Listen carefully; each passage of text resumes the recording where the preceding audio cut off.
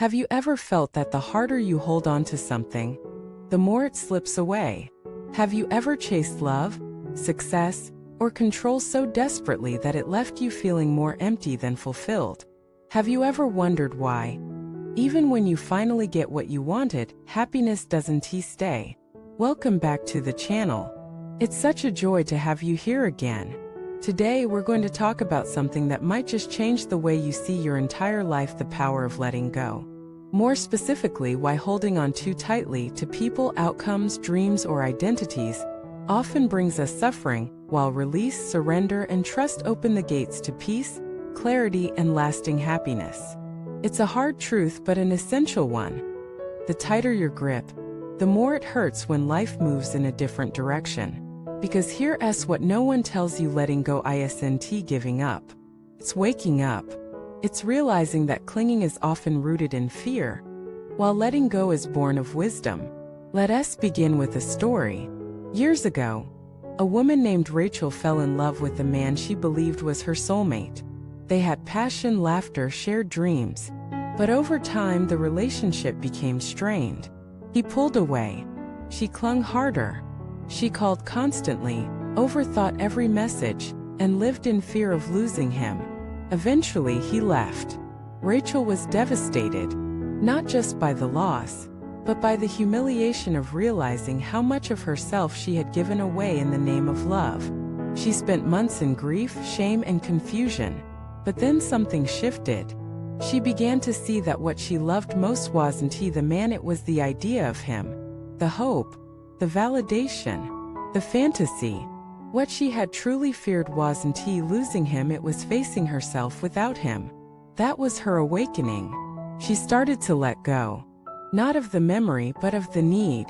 She let go of the idea that her worth was tied to being chosen. She let go of the belief that happiness depended on someone else. And the freedom that came wasn't loud or dramatic, it was quiet, steady, and transformative. That's the essence of letting go. It's not erasing the past. It's removing the chains it left around your heart. We all hold on to something.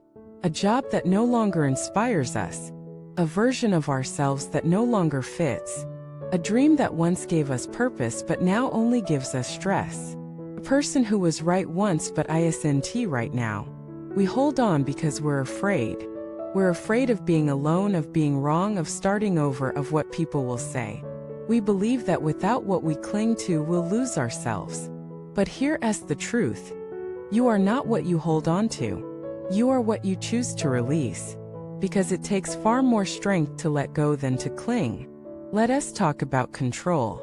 One of the most toxic illusions we carry is the belief that we can control everything: outcomes, people, timelines, the future. This illusion feeds our anxiety, burns our energy, and robs us of joy. Imagine trying to hold water in a tightly closed fist. What happens? Spills. It escapes. But if you relax your palm, the water rests there gently. That's life. That's love. That's peace. They are all held best with open hands. Control is fear in disguise. It says, if I don't force this, I'll lose everything. Surrender says, if I trust the process, what's truly meant for me will stay. I met a man named Theo who spent 10 years building a startup. He sacrificed sleep, health, and relationships. When his business failed, he spiraled into depression. For months, he refused to accept it. He blamed the market, investors, even himself. He replayed every decision. But slowly, he began to ask deeper questions: not why did this happen to me, but what is this trying to teach me? That shift was monumental. He realized that his identity had become tied to success. He thought failure made him worthless. But when he let go of that belief, he discovered something more valuable: his capacity to rebuild. And that's what he did. But this time, not from fear of failure, but from a love for creating. That's the paradox: when you stop chasing, you begin attracting. When you stop forcing, things start flowing. When you let go of how you thought it should be, you make space for how it's meant to be. This applies to relationships too. Have you ever begged for someone to stay? Held on to a connection long past its expiration date? stalked social media, analyzed texts, rewritten the past in your mind, that's not love.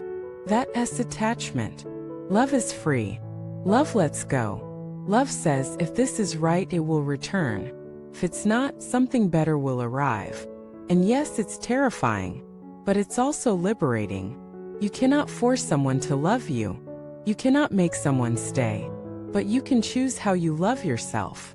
You can choose peace over obsession. You can choose to be the kind of person who doesn't beg for crumbs because they know they are worthy of the feast. Let us talk about grief. One of the hardest forms of letting go is letting go of someone who has passed away. It's the finality, the silence, the ache. But even here, letting go doesn't mean forgetting. It means transforming the pain, carrying the love, not the sorrow, allowing their memory to be a blessing, not a burden, releasing the guilt, forgiving yourself for the things left unsaid. Letting go is not betrayal. It's permission to live. So how do you actually do it?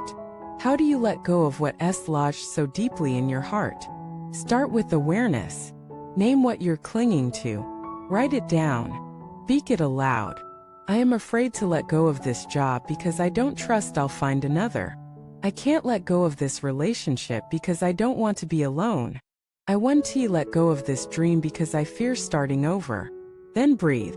Sit with it. Don't run. Just breathe. Next, forgive yourself, others, life.